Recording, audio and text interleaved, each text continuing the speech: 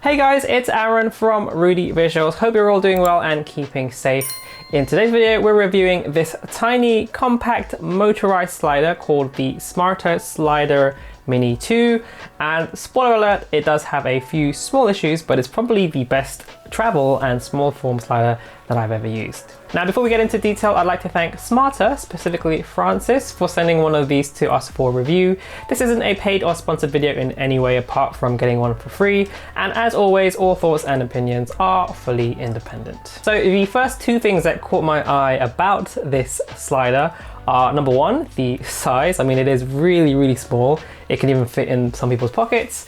And two, the price of nearly $400. So I was definitely keen to see why this thing cost so much, considering how many sliders you could get in the same price bracket. Now, just in case you're not aware, a slider is a tool that lets you capture subtle, smooth looking movements, shots like this, which just adds a nice touch of production value and quality and helps to make your videos just look a little bit more professional. This can be useful not only for filmmaking and creative videos, but also for bloggers, content creators, reviewers, hobbyists and professionals, as well as time-lapse shooters. Now, we personally love sliders, especially for like tech reviews and creative videos. So going back to the price, yeah, it's pretty expensive for what it is, considering there are quite a few sliders on the market you could get for much less. But after using this particular model for the past month or so, I can understand why they priced the SliderMini 2 this way. So let's go over the build quality and design. Now, this doesn't feel cheap in any way, like at all. Even the box it comes in feels really nice and premium,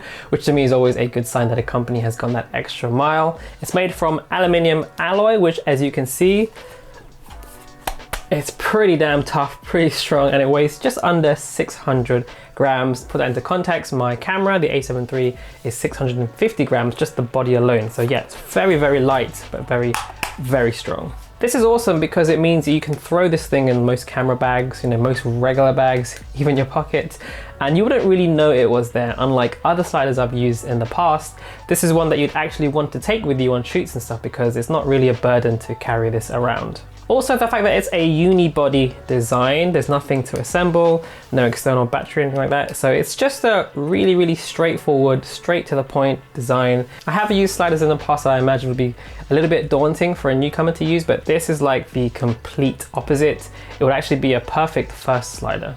It's really simple and easy to use as well. Even the manual itself is literally a single sheet of paper. You have a power button, press it twice to slide it to the right, 3 times to go left. There are some just about visible LED lights next to the power button, a USB-C port for charging, and a 2.5mm input for camera remote shutter cables for shooting time lapses and such.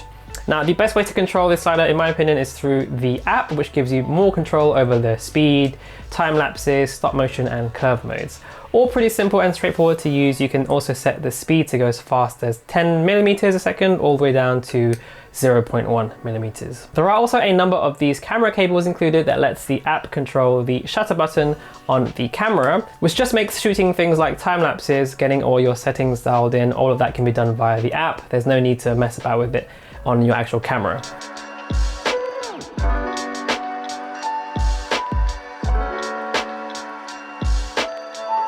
You can also buy a separate Z Flex tilt head, as they call it, as well as a tripod ball head mount. Smartta sent me this kind of fairly limited mount that you could use, but I just used this small rig ball head mount that I have lying around, and this worked great with it. I would recommend also using the slider with a good tripod as well. I have this Manfrotto one, which just gives you more options on how you can orientate your camera, gives you more options for what kind of shots you can get. Now, performance-wise, the size and compactness of this does come with a few drawbacks. The biggest of which is actually the range, which is only about 20 centimeters from side to side. But to be perfectly honest, for me personally, like 90% of the time, 20% is fine, but obviously there are situations where you may need a little bit more reach. But I find that having that limitation does mean you have to just be a little bit more creative at times.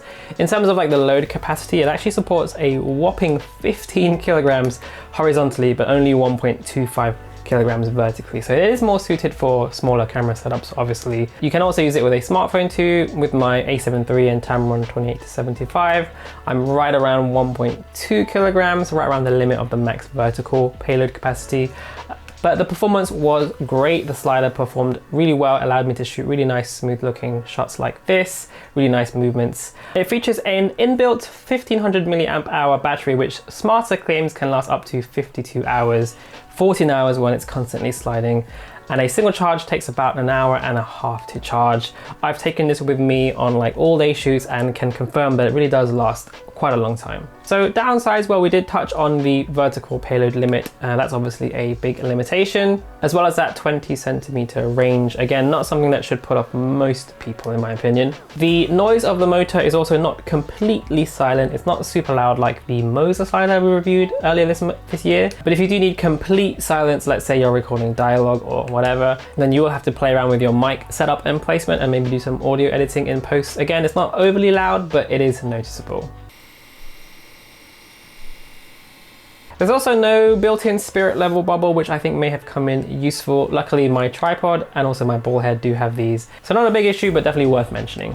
Also, front heavy lenses don't really balance that well on this. So if you are just using the slider without a tripod or any kind of support, that is an issue. But again, I think most of us have some kind of tripod or whatever, but just again, something to be aware of. But overall, even with its limitations, I think the visual rewards are pretty easy to see. I do think sliders are amazing. They level up your whole filmmaking game. They add this level of polish and production value like nothing else can really, short of going for like a proper camera dolly or crane setup. They also force you to think more creatively as well, which I think is always a good thing. And traditionally, sliders have been pretty cumbersome to set up and bring to shoots. But with the Smartta SliderMini 2, you know, with its size, its portability, ease of use, there's really no reason not to bring it with you on shoots. So if you can live with its limitations and you are using a lighter camera setup, then the Smartta SliderMini 2 is a genuinely good option, just as long as you're willing to pay that little extra for the privilege.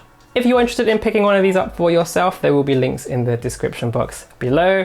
And that's gonna pretty much wrap up this video. If you have any questions, do leave them down in the comment section below. And if you like this video, do me a huge favor, hit that like button, subscribe, bell notifications, all that good stuff, and follow us on socials. And I guess I'll see you on the next video. Thanks again to Smartta, thanks for watching, and see you next time. Peace.